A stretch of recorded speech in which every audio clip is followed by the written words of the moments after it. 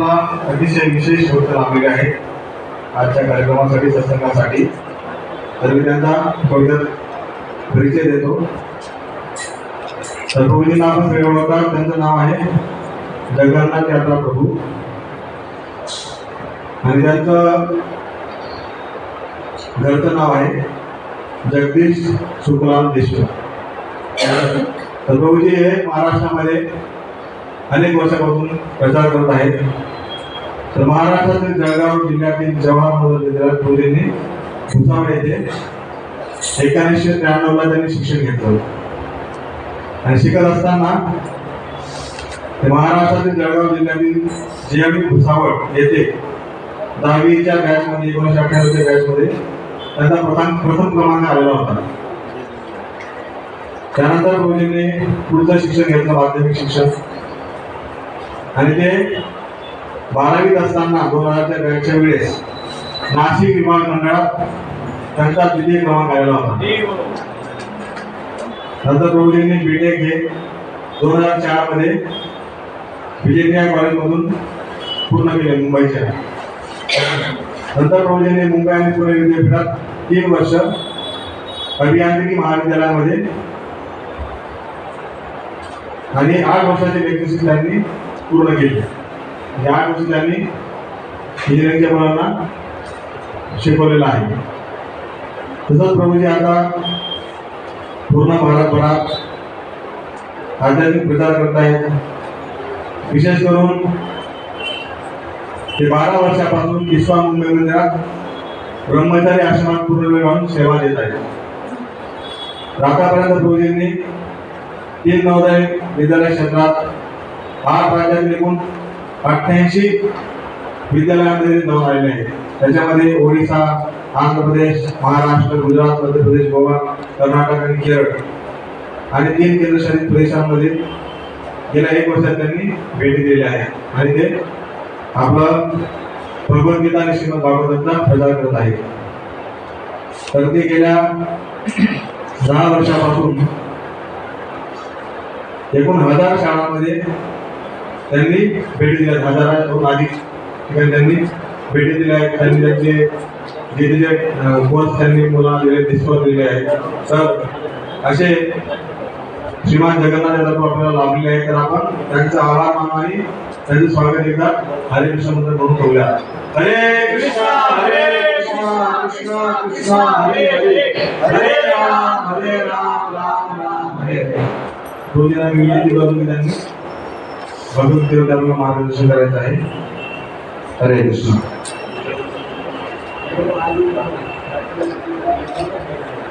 अनेक महत्वाचं सांगायचं विसरलो. तर आज प्रभूजींचे स्वतःचा प्रवास दिलेला आहे. लहानपणापासून तर आतापर्यंत त्यांनी कशा प्रकारे आध्यात्मिक आणि भौतिक प्रवास केला तर हे पूर्ण मांडणी त्यांनी या ग्रंथामध्ये दिलेली आहे. तर अनेक लोकांचं स्वप्न असतं IAS बनण्याचं. प्रभूजींचा सुद्धा उद्देश होता IAS बनण्याचा. मग प्रभूजींनी ते सिद्ध करून दाखवलं आणि त्यांनी ते खरंच IAS झालेले आहे खऱ्या अर्थाने. त्यांनी IASचा अतिशय जगावेगळा लोकांना माहीत नसलेला अर्थ त्यांनी कळून दिला आहे. त्याचा अर्थ त्यांनी काय सांगितलं आहे, आय एम सर्वंट. ही संकल्पना मी पहिल्यांदा प्रभूजींच्या मुखातून ऐकली होती. मी आपण कल्पना देखील केली नसेल याचा अर्थ असा असू शकतो. नुसतं त्यांनी ही संकल्पना मांडलेली नाही तर त्याप्रमाणे ते जीवन जगत आहे. त्यांनी मग या छोट्याशा ग्रंथाचं नाव देखील काय दिलेलं आहे, IAS. त्याचा फुलफॉर्म दिला आय एम सर्वंट. अतिशय सुंदर असं त्यांच्या आत्मचरित्र त्यांनी मांडलेलं आहे. तर ते पण आपण वाचण्यासाठी घेऊ शकतो. आता इंग्लिशमध्ये उपलब्ध आहे. भविष्यात ते मराठी आणि हिंदी या अनुवादामध्ये आपला उपलब्ध होईल. ही एक विशेष अशी दोन्हीची अचिव्हमेंट आहे आणि आपल्या सगळ्यांना अतिशय प्रेरणादायी ठरेल. आपण सगळ्यांनी याचा निश्चित वाचन केलं पाहिजे, अभ्यास केला पाहिजे. हरे कृष्ण.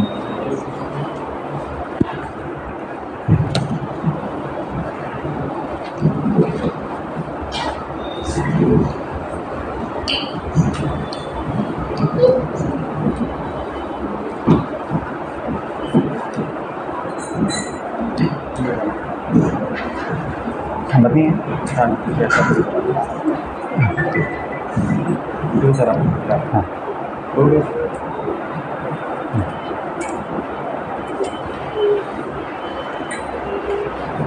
कथल क्यों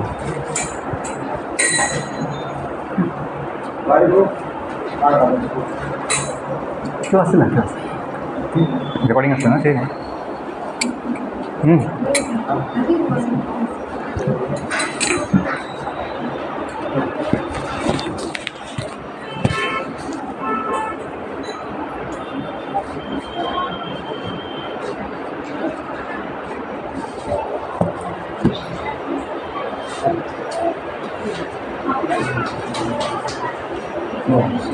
राधा मदन गोपाल भगवान की जगत गुरु सुप्रभात की ग्रंथराज संस्थापक महापुराण गीता की जय समवेत गौ भक्तवृंद की जय जय गौ प्रेमानंद आपल्या स्वागत आहे आजच्या सत्संगामध्ये तर आपण भजन गाऊया आधी मग कथा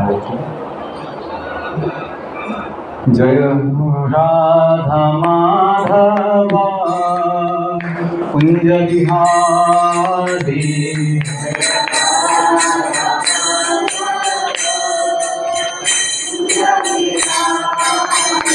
जय राधा माधवा कुंज बिहारी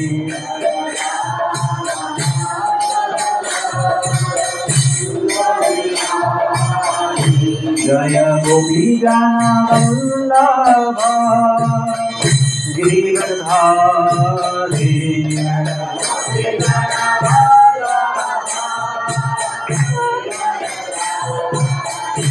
जय गोपी वल्लभ गिरिवरधारी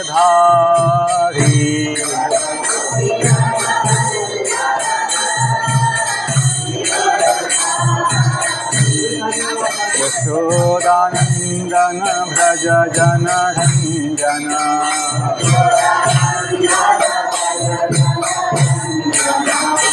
यशोदानन्दन व्रज जनरञ्जन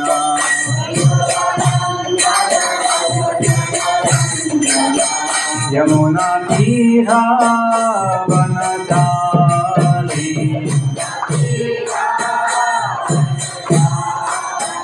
यमुना तीरा वनचारी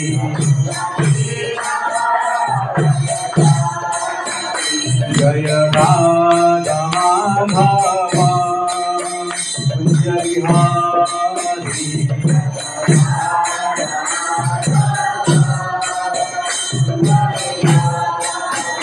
जय राधा माधवा कुंज बिहारी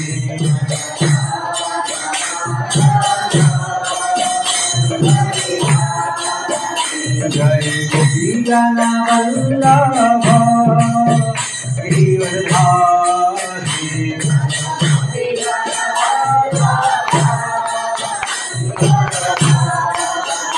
जय गोपी वल्लभ गिरिवरधारी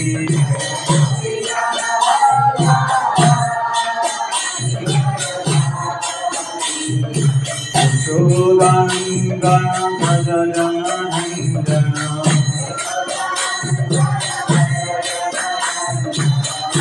यशोदानन्दन व्रज जनरञ्जन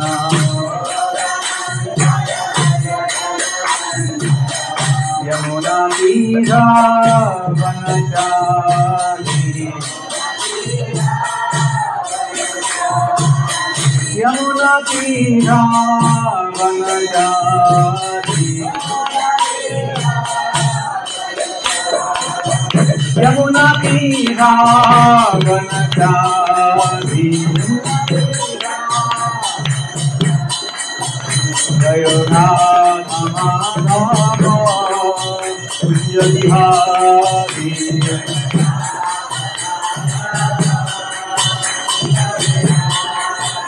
जय Radha Madhava Kunj Bihari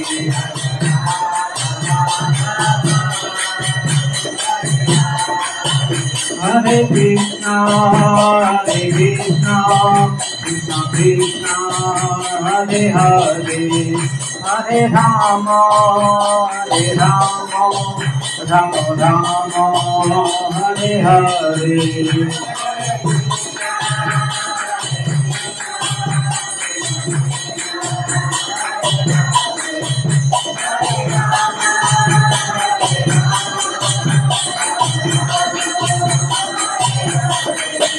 Hare Krishna, Hare Krishna, Krishna Krishna, Hare Hare, Hare Rama, Hare Rama, Rama Rama, Hare Hare.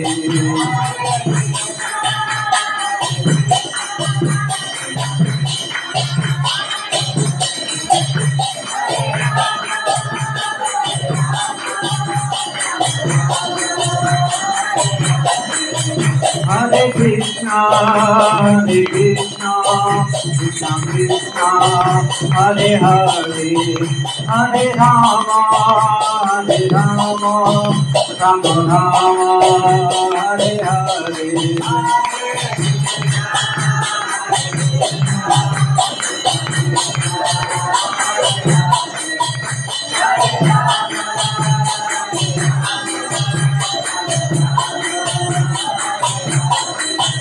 Jai Radha Madan Gopal Radha Madan Gopal Radhe.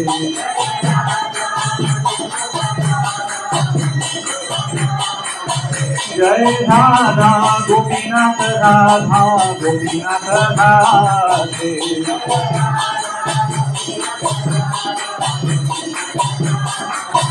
Jai Jagannatha Jagannatha Baladeva Jai Mata Subhadra.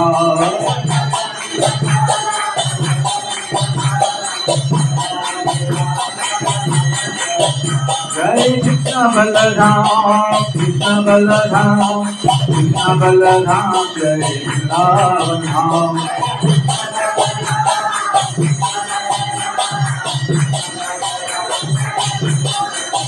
Jai Gauranitai, Gauranitai, Gauranitai, Jai Gauranitai.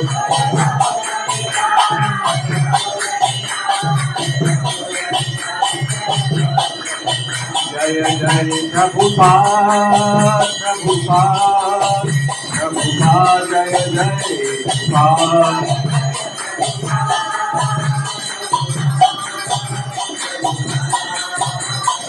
Jai Jai Gurudev, Gurudev, Gurudev, Jai Jai Gurudev.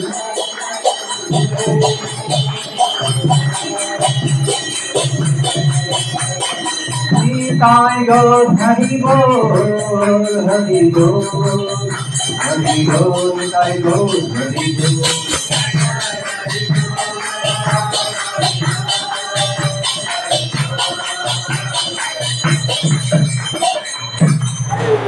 कलियुग पावन श्री हरिनाम संकीर्तने की श्री राधा मदन गोपाल जी भगवान की जगत गुरु श्री प्रभुपाद की समवेत गौर भक्त वृंद की ताई गौर प्रेमानंदे के हो। ओम नमो भगवते वासुदेवाय।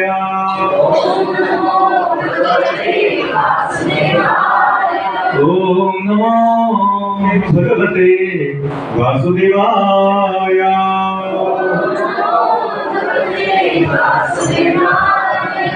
ओम नमो भगवते वासुदेवाय।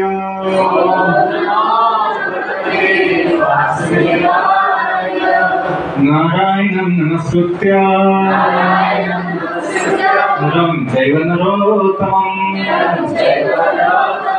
देवीं सरस्वतीं व्यासं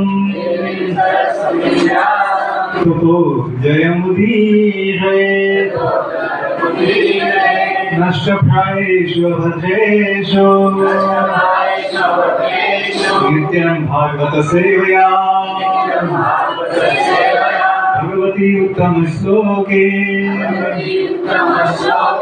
भक्ति भवति नैष्ठिकी कृष्णाय वासुदेवाय देवकी नंदनाय च नंदगोपकुमाराय गोविंदाय नमो नमः। हरे कृष्ण। आपले स्वागत आहे पुनश्च आजच्या सत्संगामध्ये। आज 1 ऑगस्ट 2024 असं म्हणतात की जेव्हा मनुष्य जन्म भेटलाय तेव्हा आपण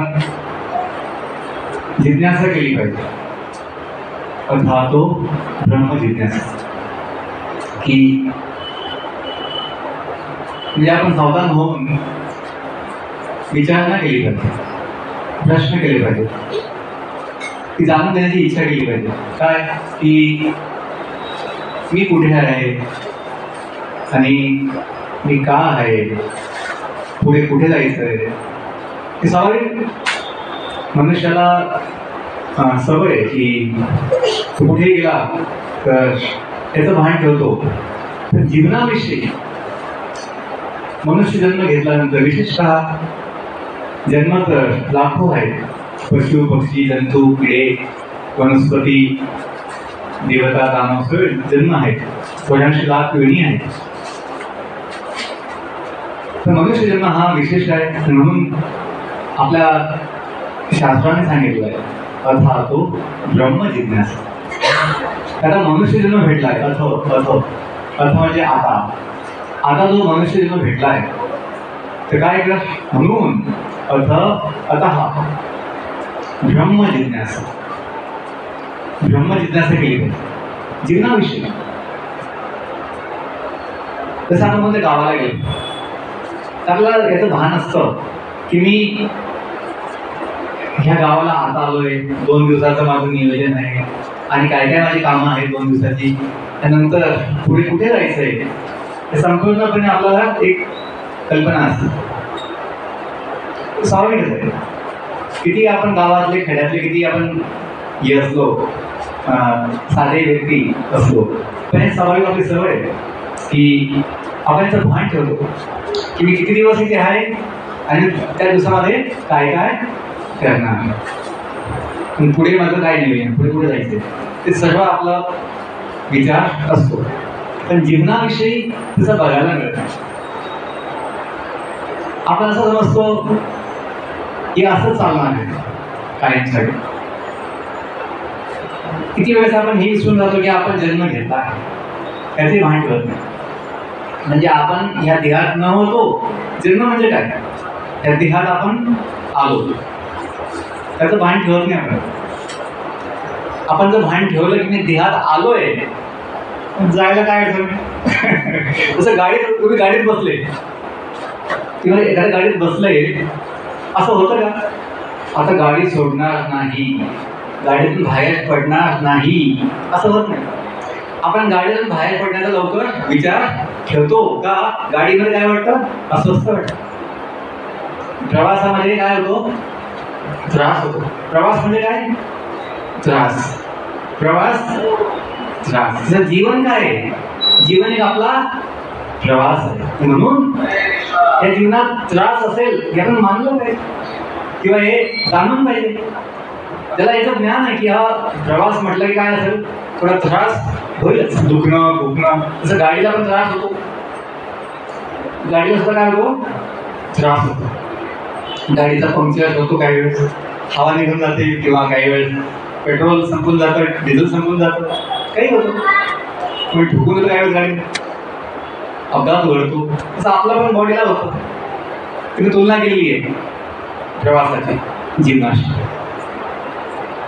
आणि आपल्या गाडीची, आपल्या बॉडीची एका गाडीची।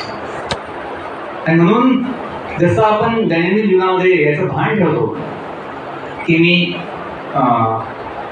आज काय करणार किंवा माझं कालचं काय, उद्याचं काय नियोजन आहे, तसं जीवनाविषयी सुद्धा आपण मनुष्य म्हणून स्वतः अवश्य भान ठेवलं पाहिजे की आपण कायमसाठी नाही हा पहिला विचार. मी कायमसाठी नाही. आपल्या बहुतेक समस्या त्याच्यामुळे होतात, मानसिक समस्या किंवा चिंता, भय, दुःख. आपण समजतो माझं जीवन कायमसाठी नाही. माझंच काय, माझ्या कुटुंबाच्या लोकांचं, सगळ्यांचं जीवन कायमसाठी. आणि त्या कायमसाठी आपण त्याला सांभाळण्यासाठी खूप आपण दुःखी होतो, चिंता ठेवतो आणि खूप समस्या घेतो आपण. कशासाठी? जे टिकणार नाही आहे, जे राहणार नाही आहे, ज्यात सुख नाही आहे, त्याला सांभाळण्यासाठी. आपण नाही सांभाळलं तरी सुद्धा त्याचा सांभाळ होणार आहे निसर्गाच्या नियमाप्रमाणे. तर आपण जास्त त्याच्यासाठी चिंता आणि ताण अनावश्यक. पण जो मुख्य आपला हेतू आहे जीवनाचा, तो आपण सोडून देतो. तो काय आहे? ब्रह्म जिज्ञासा. की जीवनाविषयी, आत्म्याविषयी, स्वतःविषयी जिज्ञासा केली पाहिजे. आणि मनुष्याला शक्य आहे. मनुष्य सोडून बाकी जितके जीव आहेत, देवतांना सुद्धा काही वेळेस ही ब्रह्म जिज्ञासा होत नाही. का? त्यांचं जे स्थान आहे स्वर्गलोक, ते भोगभूमी आहे. म्हणजे तिथे त्यांना भोग ऐश्वर्य सगळं आहे. त्यांना ज्या यातना, जे दुःख पृथ्वीवर आपल्याला असतात, स्वर्गामध्ये तशा यातनांना बघायला मिळत नाही. तिथे कोणाचा हात तुटणार, कुणाचा पाय तुटणार, तिथे कोणाची तब्येत बिघडणार, तसं स्वर्गामध्ये बघायला मिळत नाही. स्वर्गामध्ये म्हातारा माणूस सुद्धा बघायला मिळत नाही. तिथे जन्म सुद्धा होत नाही. जसे जन्म आपण इथे मिळतो तसं बघायला मिळत नाही. जन्माचं दुःख बघायला मिळत नाही. की डिलिव्हरी रूम असेल, काहीतरी यातना होईल, असं दुःख त्यांना बघायला मिळत नाही. तिथे जीव जो जातो तो युवक म्हणून जातो स्वर्गामध्ये. तो युवक असतो. आणि म्हातारपण त्यांना येतं, पण ते दिसत नाही. जो त्यांचे दिवस संपायला येतात, जे काही असतो काळ, देवतांचा काळ, त्यांना तिथून बाहेर काढले जातात. त्यांच्या गळ्यात एक माळ टाकली जाते आणि जशी ती माळ सुकायला लागते, त्यांचा काळ संपला असं एक इंडिकेशन मिळतं आणि त्यांना आपोआप स्वर्गातून खाली यावं लागतं. जेव्हा त्यांच्या पुण्याचा जो साठा आहे तो संपून जातो. क्षिणे पुण्यम मर्त्य लोकम विशंती. की म्हणून स्वर्गामध्ये त्यांच्याकडनं जिज्ञासा होणं कठीण आहे. तरी ते सुखच सुख आहे, भौतिकच आहे पण सुख आहे. तिथे दुःख बघायला मिळत नाही. जसं पृथ्वीवर जे मोठे आहेत त्यांना लहान मुलांचं दुःख बघायला मिळतं, जे लहान मुलं आहेत त्यांना मोठ्यांचं दुःख बघायला मिळतं, आजी आजोबांचं दुःख बघायला मिळतं. की म्हातारपणामध्ये काय हाल होतं, मोठ्यांना आपल्याला लहान मुलांचं हाल बघायला मिळतं काही वेळेस. की त्यांना आपलं कोणतंच कार्य करता येत नाही, साफसफाई पण होत नाही.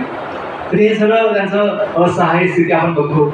लहानपणी आपण मोठ्यांची बघतो, आजी आजोबांची, पंजोबांची असहाय्य स्थिती, त्याचं स्वर्गामध्ये बघायला मिळत नाही. त्यामुळे भक्तीविषयी विचार तिथे सहसा होत नाही. ते भक्त आहे भगवंताचे, सेवक आहे, पण शुद्ध भक्ती किंवा त्या भौतिक जगातून निघून भगवंताने धावून जायचं असा विचार त्यांना येत नाही. का? त्यांना त्याची आवश्यकता वाटत नाही. काय वाटत नाही? आवश्यक वाटत का? ते सगळं सुख आहे. तिथे दुःखाचं काही दर्शन होत नाही, दुःख बघायला मिळत नाही. समस्या आहे तिथे, पण ते इतके प्रामुख्याने बघायला मिळत नाही. पण आपल्यासाठी पृथ्वीवर ते कधी खुशी कधी गम सोबतच आहे. 50% सुख, 50% दुःख, असं हे आपलं बघायला मिळतं. त्यामुळे अशी एक इच्छा होते की या दुःखातून मुक्ती कशी होईल, या समस्येतून मुक्ती कशी होईल, ही आपली सगळीच इच्छा होते. तशी इच्छा स्वर्गामध्ये होणं कठीण आहे. म्हणून म्हटलेलं आहे की भागवतमध्ये स्वर्गातील देवता सुद्धा भगवंतांना प्रार्थना करतात की भगवंता आमचं काही पुण्यशीलक असेल, तुम्ही आम्हाला पृथ्वीवर भारत देशामध्ये भारत भूमीमध्ये आम्हाला जन्म द्या, मनुष्य जन्म, की ज्याने आमच्याकडनं भक्ती होईल आणि तुमची प्राप्ती होईल, वैकुंठाची प्राप्ती होईल. स्वर्ग काही उच्चतम नाही आहे, ते उच्च लोक आहे. उच्चतम काय आहे? उच्चतम वैकुंठ भूमी आहे, भगवतधाम आहे. देवता सुद्धा ह्या जगामध्ये दुःख म्हणजे जन्म मृत्यूच्या चक्रामध्ये आहेत ते सुद्धा. 1400 लाख योनीमध्ये देवयोनी सुद्धा एक योनी आहे, देवयोनी. त्याच्यामुळे त्यांना पण दुःख आहे, पण स्वर्गामध्ये इतकं त्यांना दुःख बघायला मिळत नाही, म्हणून त्यांना ती एवढी तीव्रता किंवा उत्कंठा भक्तीची होत नाही. तर आपल्याला होऊ शकते. म्हणून शास्त्राने म्हटलं आहे ब्रह्मजिज्ञासा केली आहे जीवनाविषयी. आता जो श्लोक आहे ही काष्ट बोलली होती, आपण तो श्लोक घेऊया. आजचा श्लोक आपण 18वा अध्याय जो आहे शेवटचा अध्याय त्यातला आहे 54वा श्लोक. अध्याय 18 श्लोक संख्या 54. माझ्या मागे म्हणा. ब्रह्मभूत प्रसन्नात्मा, ब्रह्मभूत प्रसन्नात्मा, न शोचति न कांक्षति, न शोचति न कांक्षति, समः सर्वेषु भूतेषु, समः सर्वेषु भूतेषु, मद्भक्तिं लभते परां, मद्भक्तिं लभते परां, ब्रह्मभूत प्रसन्नात्मा, न शोचति न कांक्षति, समः सर्वेषु भूतेषु, मद्भक्तिं लभते परां. अनुवाद तात्पर्य श्री प्रभुपाद की जय. अनुवाद. याप्रमाणे ब्रह्मभूत अवस्था प्राप्त झालेल्या मनुष्याला तात्काळ भगवंताचा साक्षात्कार होतो आणि तो संपूर्णपणे आनंदी होतो. तो कधीही दुःख ठेवत नाही, ते दुःख घडत नाही आणि कशाचीही आकांक्षा अपेक्षा ठेवत नाही, ते इच्छा करत नाही. तो सर्व जीवांच्या ठिकाणी समभाव ठेवतो. अशा अवस्थेमध्ये त्याला माझ्या विशुद्ध भक्तीची प्राप्ती होते. निर्विशेष वाद्यांसाठी ब्रह्मभूत अवस्थेची प्राप्ती करणे म्हणजे ब्रह्मामध्ये विलीन होणे. परंतु साकार वाद्यांसाठी किंवा शुद्ध भक्तांसाठी विशुद्ध भक्तीमध्ये संलग्न होण्यासाठी अधिक प्रगती करावी लागते. याचा अर्थ असा की जो विशुद्ध भक्तीमध्ये संलग्न झाला आहे त्याने ब्रह्मभूत अवस्था म्हणजे ब्रह्माशी एकरूप होण्याची अवस्था आधीच प्राप्त केली आहे. ब्रह्माशी एकरूप झाल्या विना भगवत सेवा होत नाही. ब्रह्मस्तरावर सेवक आणि सेव्य म्हणजे भगवान यांच्यामध्ये भेद नसतो. तरीही उच्चतर आध्यात्मिक दृष्टीने भेद असतो. देहात्म बुद्धीने मनुष्य जेव्हा इंद्रिय तृप्तीसाठी कर्म करतो तेव्हा ते कर्म दुःखाला कारणीभूत होते. परंतु आध्यात्मिक जगामध्ये मनुष्य जेव्हा भक्तीमध्ये संलग्न होतो तेव्हा दुःखाचा प्रश्नच उद्भवत नाही, राहत नाही. कृष्ण भावनामयी भक्ताला शोक म्हणजे दुःख किंवा इच्छा करण्यासाठी कोणतीही गोष्ट नसते. परमेश्वर संपूर्ण असल्यामुळे कृष्ण भावनाभावी होऊन परमेश्वराच्या सेवेमध्ये युक्त झालेला जीव स्वतःमध्येच संपूर्णपणे समाधान मिळवतो. तो गढूळ पाणी स्वच्छ झालेल्या एखाद्या नदीप्रमाणे असतो. काय म्हटलंय? तो गढूळ पाणी स्वच्छ झालेल्या एखाद्या नदीप्रमाणे असतो. शुद्ध भक्त कृष्ण चिंतनाशिवाय इतर काही करत नसल्यामुळे तो स्वाभाविकच सदैव आनंदी असतो. भगवत सेवेमध्ये भक्त हा परिपूर्ण असल्याने तो कोणत्याही भौतिक हानीमुळे दुःखी होत नाही किंवा कोणत्याही भौतिक लाभाची इच्छा ठेवत नाही. त्याला विषय भोगाची मुळीच इच्छा नसते. कारण तो जाणतो की प्रत्येक जीव हा भगवंताचा अंश असल्याने तो भगवंताचा नित्य सेवक आहे.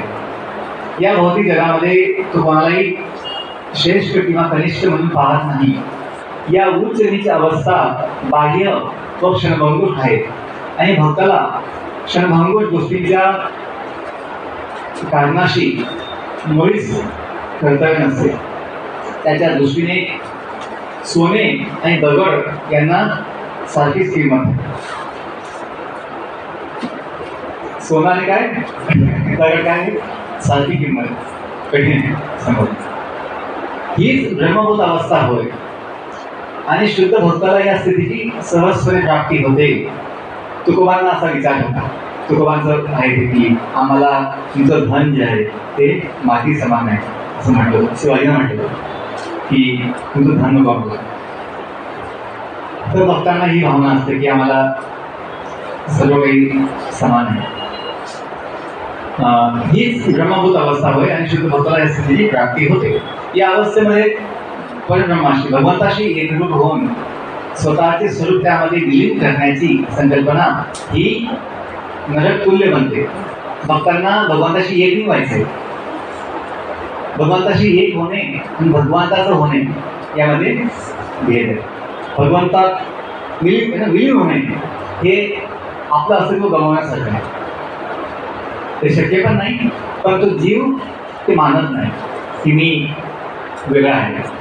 तो एकच समजतो आणि तो स्वतःचं अस्तित्व निष्क्रिय बनवून ठेवतो. निष्क्रिय म्हणजे काहीच करत नाही, बस शांत होतं. शांत, काहीच नाही. ओम शांती शांती. शांती की नाही थोडा वेळ चांगली वाटते. शांती थोडा वेळ चांगली वाटते. तुमच्या कुटुंबात 5 लोक आहेत, ठीक आहे, आणि 5 लोक शांत बसले, कोणीच काही बोलत नाही, हलत नाही, डुलत नाही, बोलत नाही, तर तिथं राहणं कठीण होईल. अशा कुटुंबामध्ये, अशा बिल्डिंगमध्ये राहणं कठीण होईल. आहे सोबत पण बोलत बघत पण नाही एकमेकाला, किती कठीण होईल. हा, आपण एकटे असं तर काही एकटे आहोत पण काही अडचण नाही, पण 5 लोक आहेत बघत नाही, बोलत नाही, काहीच नाही, खूप कठीण होऊन जाईल. तसं हे जे असतात ना ब्रह्मवादी, विलीन व्हायचं, बस ब्रह्मलीन व्हायचं असा विचार. आपलं काही कर्तव्य आहे, आपली काही जबाबदारी आहे त्याचं भानच आहे. बस मी आणि भगवंत एक झालो, ब्रह्मलीन झालो. मीच भगवंत, मी आता ईश्वरमय झालो नाही. हे चुकीचं भावना. आपण सेवक आहोत, तो आपला स्वामी आहे. आपण सेवकाने असं शांत बसायचं नसतं. सेवकाने काही ना काही उद्योग केला पाहिजे भगवंतासाठी, मालकासाठी. तर हा विचार या जगात पण बघायला मिळतो.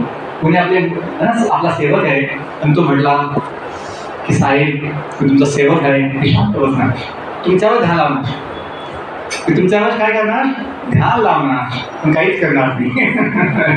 शांत तुमचं मी चिंतन करणार, काहीच नाही करणार.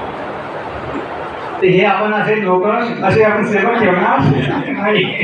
बाबा तू जा, माझ्या ध्यानात लावू, तू बाहेर कुठे ध्यान लाव.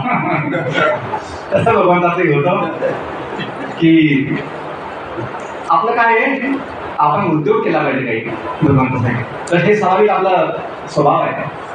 तिथं ते मांडलेलं आहे की भक्तांना भगवंताशी एक होण्याची जी कल्पना आहे ती काय वाटते, नरक तुल्य. काय म्हटलंय, नरक तुल्य, नरका समान म्हटलं. तिथे यातना आहे. यातना म्हटलं ना, तसं यातना होते. कुणाशी बोलायचं नाही, कुणाशी काही कोणाला बघायचं नाही, सांगायचं नाही. तर अशी जी असेल स्थिती काय म्हणते, कठीण होते, नरका समान होते. म्हणून ते म्हटलं की अवघड असतं. स्वर्ग लोकांची प्राप्ती करण्याची कल्पना ही काय वाटते भक्तांना, भ्रामक, मायावी वाटते. मायावी, जिथं सुख नाही आहे आत्म्याला, देहाला खूप सुख येते, खाओ पिओ मजा करो. म्हणजे असं तर सगळं सुख सुविधा आहे देहासाठी, पण आत्म्याला तर सुख मिळत नाही. का, आत्म्याचा स्वभाव काय आहे, भोगविलास नाही. आत्म्याचा स्वभाव काय आहे, सेवा. कुणाची, भगवंताची. देवतांना काय असतं की आता खूप महान आहोत, आमची पूजा होते, आम्ही आता भगवंत समान आहोत, असा विचार येतो माझ्या. तसे देवांचे कोण, राजा. देवतांचे देवेंद्र, राजा इंद्र राजा आहे. त्यांच्या जीवनात हे बघायला मिळतं की त्यांना काही वेळेस अभिमान होऊन जातो आपल्या पदाचा, आपल्या ऐश्वर्याचा, आणि ते भगवंतांनाही आपल्यापेक्षा लहान समजतात किंवा तुच्छ समजतात. म्हणून त्यांच्याकडनं काय घडतो, अपराध घडतो. हे आपण बघितलंय भागवतमध्ये, गोवर्धन लीलेमध्ये त्यांनी तसं केलं होतं की कृष्णांना सामान्य बालक समजलं. तसं काही वेळेस ब्रह्मदेवांना सुद्धा मायेचा प्रभाव होऊन मोह होतो आणि भगवंताची स्थिती लक्षात येत नाही. त्यांनी पण भगवंताची काय केली, परीक्षा केली होती, घेतली होती की हे जे बालक कृष्ण आहे ते आपल्या मित्रांकडनं उष्ट कसं खात आहे, वनभोजनामध्ये त्यांच्या मुखातून उष्ट कसं खात आहे. तर ते ब्रह्मदेवाला चक्कर आला ते बघून की ज्यांना आम्ही यज्ञामध्ये आहुती देतो किंवा नैवेद्य देतो ते परमेश्वर विष्णू नारायण भगवान असं उष्ट खाली आपल्या बालकांच्या मुखातून. त्यांना ते स्वीकारणार मान्य झालं नाही. त्यांनी मग परीक्षा घेतली. सगळ्या बालकांना, त्यांचे जे गायी होत्या, बछडे होते, सर्वांना नीट घेऊन ब्रह्मलोकामध्ये ठेवलं होतं. तर त्यांनाही मोह झाला मायेचा. आणि भगवान शंकर त्यांच्या बाबतीत सुद्धा असं घडलेलं आहे की ते सुद्धा मायेने मोहित झाले होते. कधी, जेव्हा भगवंतांनी मोहिनी अवतार घेतला, मोहिनी अवतार जेव्हा समुद्र मंथन झालं, देवता आणि असुर यांनी मिळून गेलं, आणि जेव्हा अमृत कुंभ झाला, अमृत कुंभ कलश आला, अमृत कलश कुणी आला होतो, धन्वंतरी भगवान त्याने आला. दानवांनी हिसकावून घेतला. दानवाचा स्वभाव असतो की त्यांना असं नियमाप्रमाणे सगळ्यांना भेटलं पाहिजे असा विचार नसतो. मला भेटलं पाहिजे, दुसऱ्यांना भेटलं चालेल, माझाच अधिकार, असा दानवाचा स्वभाव. त्यांनी हिसकावून घेतला आणि मग समस्या होऊन गेली.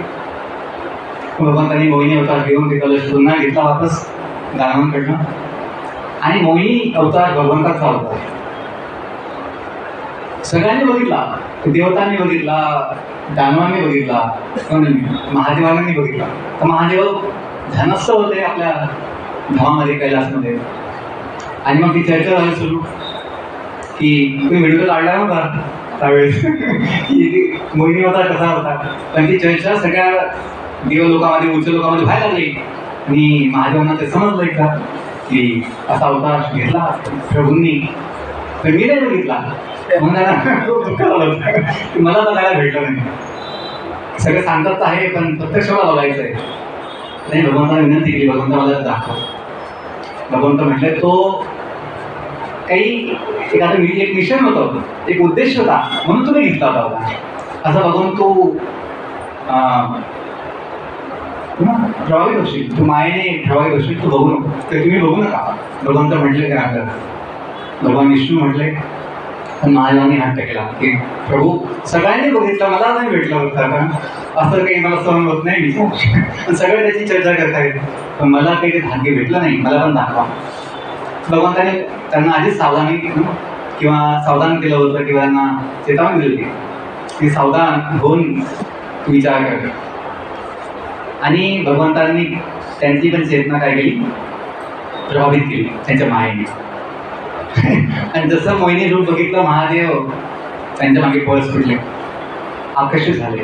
तर हे सांगायचा उद्देश आहे की भगवंतांची माया, देवी देवता आणि सर्वात महान देव, देवतांचे प्रमुख महादेव, तर सर्वात महान महादेव यांना सुद्धा मायेचा प्रभाव होतो. पण भगवान विष्णूंना मायेचा प्रभाव होत नाही, कारण ते मायापती आहे, ते मायेचे स्वामी आहे. तर जे भगवंतांचे भक्त आहेत त्यांना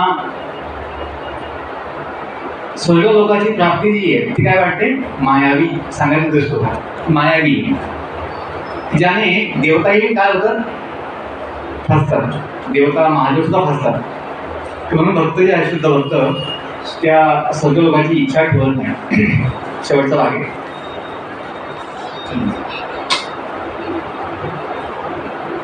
आणि त्यांची जी इंद्रिय आहे, कुणाची, भक्तांची, दात नसलेल्या सर्पाप्रमाणे आहे.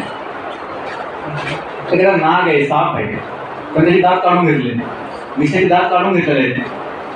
हे असतात ना ते त्यांना काय म्हणतात?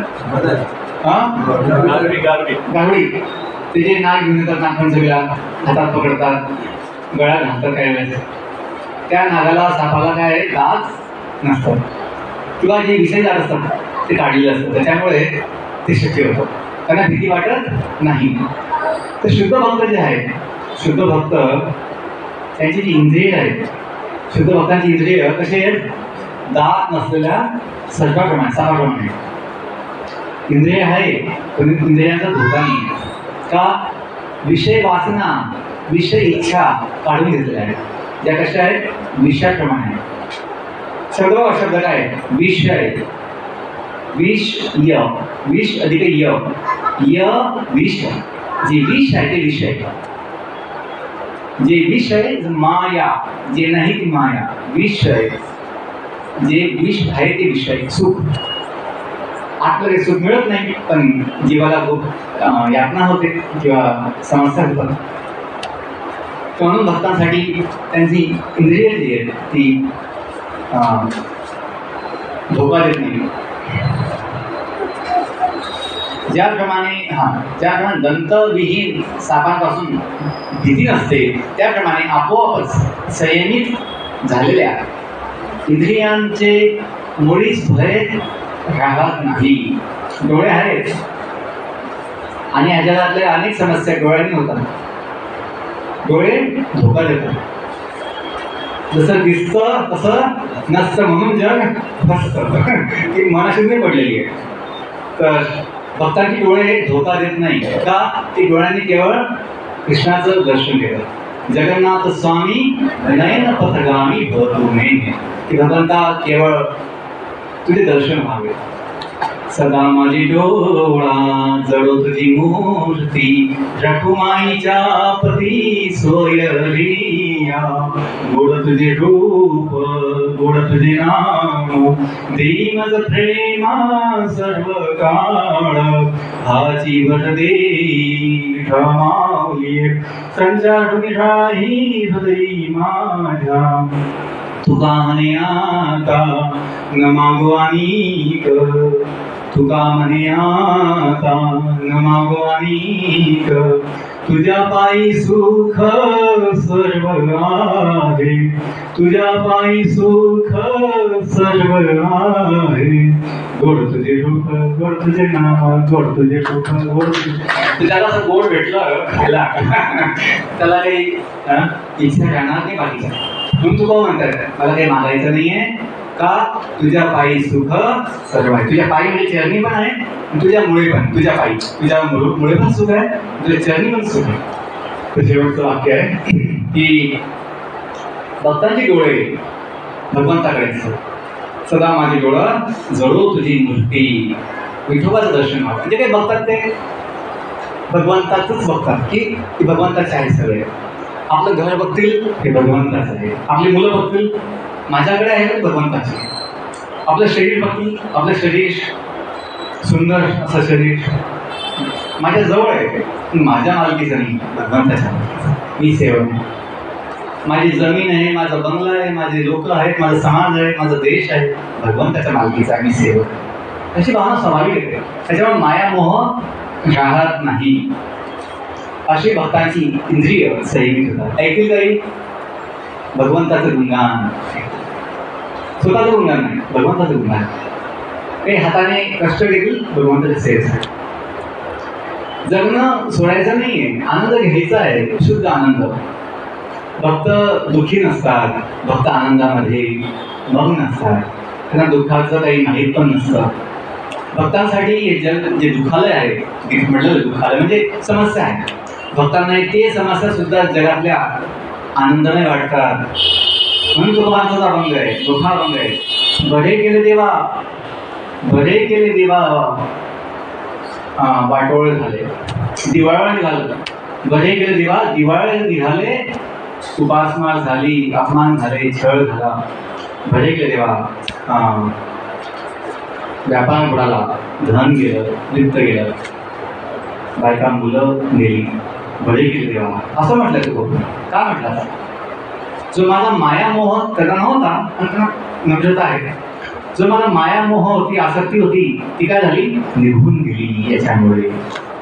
तर भक्तांना, ज्या लोकांना ज्याचं दुःख असतं, माझं हे झालं, माझं ते झालं, भक्तांना त्या गोष्टींचं काय वाटतं, चांगलं केलं ते, मी मुक्त झालो. फक्त म्हणजे काय, घटना घडतील त्या घडायच्या. जे श्रद्धाळू नाही भगवंताच्या बद्दल, जे अश्रद्धाळू आहेत, नास्तिक लोक आहेत, त्यांना काय होतं, दुःख होतं. असं कसं घडलं, असं का घडलं. भक्तांना काय म्हणतात, भक्त काय म्हणतात, चांगलं झालं. घटना तीच आहे, पण बघण्याचा काय दृष्टिकोन वेगळा आहे. कशामुळे, मी सेवक आहे.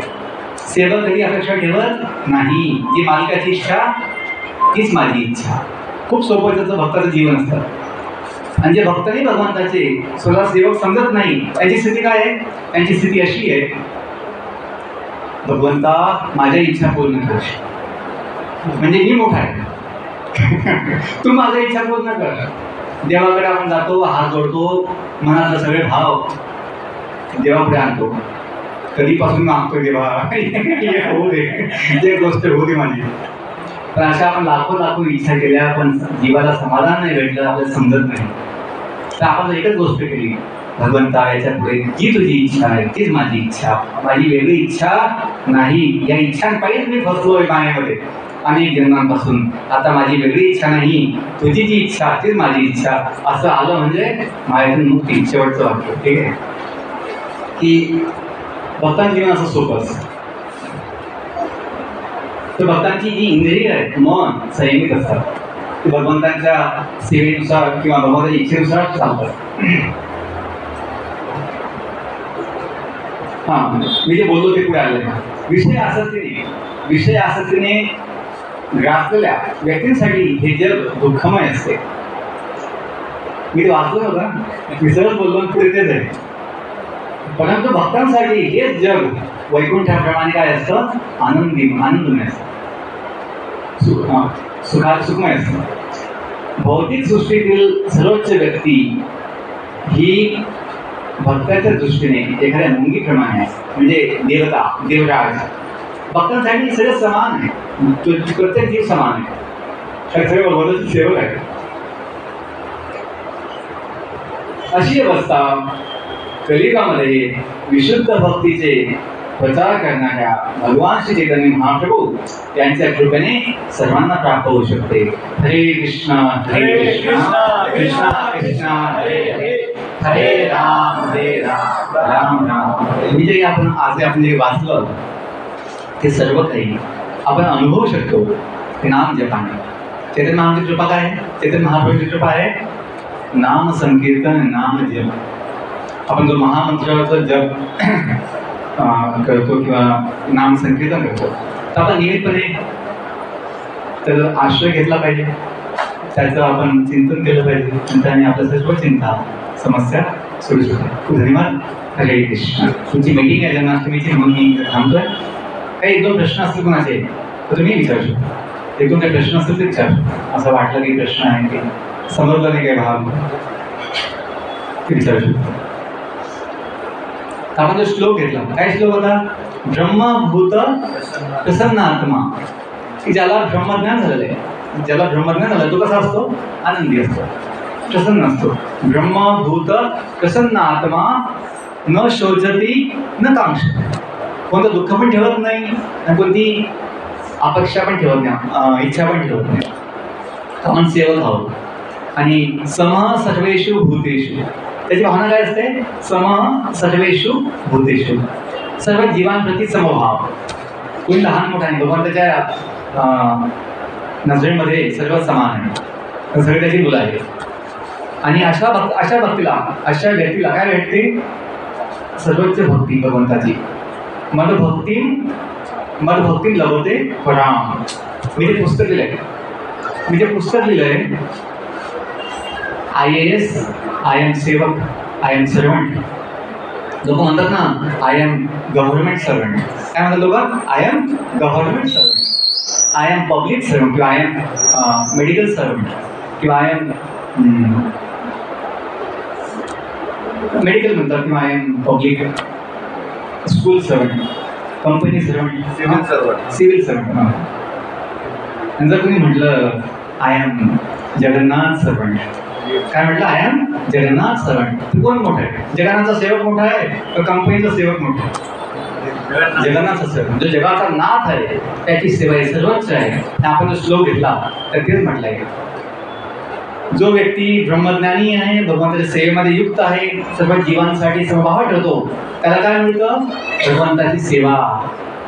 गव्हर्नमेंट जॉब थोडे दिवस नाही. गव्हर्नमेंट जॉब किती दिवस असेल? थोडे दिवस, माहीत पण नाही किती दिवस, जीवनच थोडे दिवस आहे. पण भगवंताची सेवा कशी आहे? नित्य आहे. भगवंताची सेवा कशी?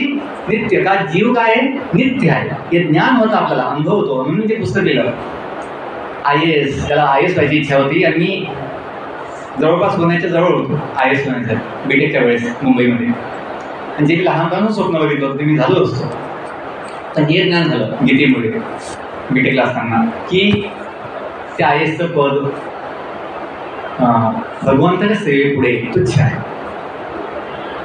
तर तुच्छ कशाला घ्यायचं? आपण काय घ्यायचं? उच्च घ्यायचं. आणि म्हणून ती भगवत सेवा निवडली. आणि म्हणून आम्ही हे जे IASचं जे अर्थ आहे, मिनिंग IAS असा समजला की जो शाश्वत आहे. आय एम सेवक, आय एम सर्वंट भगवंताचं. आणि असं आपण सगळे आहोत. असे IAS आपण सर्व आहोत शाश्वत रूपाने. कुणाच्या सेवेमध्ये? भगवंताच्या सेवेमध्ये. म्हणून या पुस्तकाचा उद्देश आहे की सर्वांनी IAS व्हायचं. IAS म्हणजे आहेच, फक्त जाणून घ्यायचं आहे. या जगात IAS होणं खूप कठीण आहे. लोकांचं आपण कौतुक करतो, हा IAS झाला आहे, पण आपण सुद्धा IAS आहोत शाश्वतपणे भगवंतासाठी. हे जर समजलं तर जीवन काय होईल आपलं? धन्य होईल. धन्यवाद. हरे कृष्ण. या ठिकाणी ब्रह्म जो शब्द आहे त्या ब्रह्म शब्दाचा अर्थ काय सांगाल?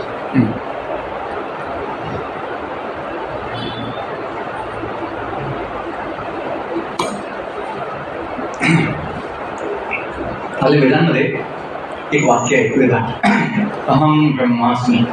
काय म्हणतात ते? अहम ब्रह्मास्मी. की आपण कोण आहोत? ब्रह्म आहोत. आणि असंही म्हणतात ब्रह्म सत्य जगत मिथ्या. ऐकलं नाही? ब्रह्म सत्य जगत मिथ्या. तर ब्रह्मभूत म्हणजे ज्याने आत्म्याची अनुभूती, जो आत्मा भगवंताचा अंश आहे. आत्म्याला म्हणतात ब्रह्म, आत्म्याला जीवात्म्याला म्हणतात ब्रह्म, आणि भगवंताला परमात्म्याला म्हणतात परब्रह्म. ब्रह्म एक आहे जीव, आणि परब्रह्म काय आहे? भगवंत, परमात्मा, भगवान परमेश्वर. म्हणून ब्रह्मभूत प्रसन्नात्मा, की ज्या आत्म्याने, ज्या व्यक्तीने, आपल्या ज्या जीवाने आपलं जे मूळ स्वरूप आहे, ब्रह्मस्वरूप, एक देहाचं स्वरूप आहे, एक ब्रह्मस्वरूप आहे. ते काय? आत्म्याचं स्वरूप. तर थोडक्यात ब्रह्म म्हणजे आत्मा, जीव. तर ज्याने हे आत्म्याचा अनुभूती घेतली, ब्रह्मभूत प्रसन्नात्मा. आपण सध्या काय आहोत? देहभूत आहे. आपण देहाला आत्मा समजतोय, आपण स्वतः समजतोय. ब्रह्मभूत म्हणजे जो स्वतःची ओळख आत्म्याशी ठेवतो की मी आत्मा आहे, मी हाडामासाचा देह नाही, ती गाडी आहे, गाडीत जो आहे तो प्रवासी आत्मा आहे. तर हे ज्ञान ज्याला होतं तो व्यक्ती काय होतो? प्रसन्न आत्मा होतो. का? त्याला कळतं आत्म्याचा स्वभाव काय आहे? सच्चिदानंद, सच्चिद आनंदमय. याची जाणीव होते. जो भगवंताचा अंश आहे, भगवंत कसे आहेत? सच्चिदानंद भगवान. आपण त्यांचे अंश जसे मायबापचे ना, जसे माता पिता असतात त्यांचे मुलं तसे समान गुण दाखवतात. बाप तसे, माता पिता जसे असतात तसे मुलं असतात. बघण्यात पण कळतं हा यांची माता पिता हे आहे असं. तसं आपल्यामध्ये कुणाचे गुण आहे? भगवंताचे गुण आहे. आपण कुणाचे मुलं आहोत? भगवंताचे मुलं. म्हणून जो भगवंताचा स्वभाव आहे सच्चिदानंद तो आपल्याला सुद्धा आहे. याची जेव्हा अनुभूती होते मग जीव काय होतो? प्रसन्न आत्मा. मग नंतर ते भेटल्यानंतर अनुभव न शोचती न कांक्षती. जगात काही इच्छा ठेवायची आवश्यकता नाही. भगवंत भेटल्यानंतर, भगवंताचा संबंध समजल्यानंतर जगात काही अपेक्षा करण्याचा राहत नाही, आवश्यकता पडत नाही. आणि म्हणून म्हटलं पुढे असा व्यक्ती काय असतो? समः सर्वेषु भूतेषु. हा माझा भाऊ, हा माझा भाऊ नाही असं विचार नाही. वसुदैव कुटुंबकम, हे विश्वची माझे घर, ही स्वाभाविक अशी भावना भक्तांमध्ये बघायला मिळते. समः सर्वेषु भूतेषु मदभक्तीम लभते ब्रह्म. मला असं वाटलं की भगवंताची जी भक्ती आहे, सेवा सर्वोच्च, तुला ती जर मिळते आहे ते छोटा IAS का बनायचं, मोठा IAS बनूया.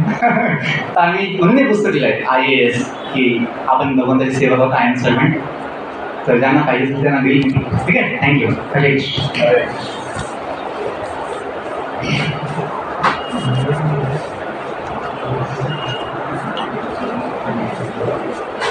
हरे कृष्णा. येतं का सगळ्यांना आवाज? जे काही आला. गौरीला आवडत नाही यार. मी नसतो की लावत.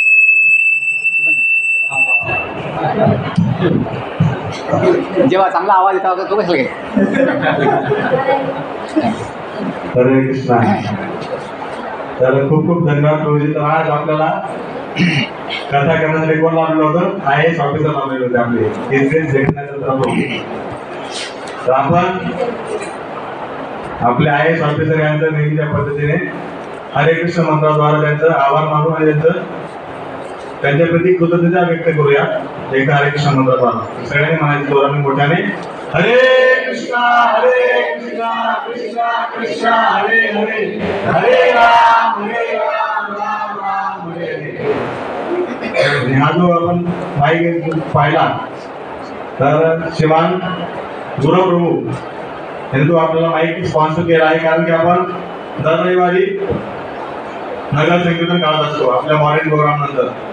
त्यांनी ते अडचण पाहिली की प्रसाद नाही, आणि आजचा प्रसाद जो आहे तो देखील त्यांनी स्पॉन्सर केला आहे. आणि त्यांनी पाहिलं की जर वेळा नगर संकीर्तन करताना आपल्याकडे माहीत नसतं, आवाज येत नाही व्यवस्थित किंवा ते मोठं साऊंड सिस्टम उचलून न्यावी लागते, तर त्यांनी छोटा घ्या. छोटा माईक आपल्याला दिला आहे आणि प्रसाद देखील स्पॉन्सर केला आहे. तर आपण त्यांचे देखील आभार मानून त्यांच्याप्रती ग्रॅटिट्यूड व्यक्त करू. एकदा हरे कृष्ण मंत्र बोलू. हरे कृष्णा कृष्णा कृष्णा हरे हरे, हरे राम राम राम हरे हरे. हरे कृष्ण. तर आज पहिल्यांदा तो कार्यक्रमासाठी आलेला आहे का?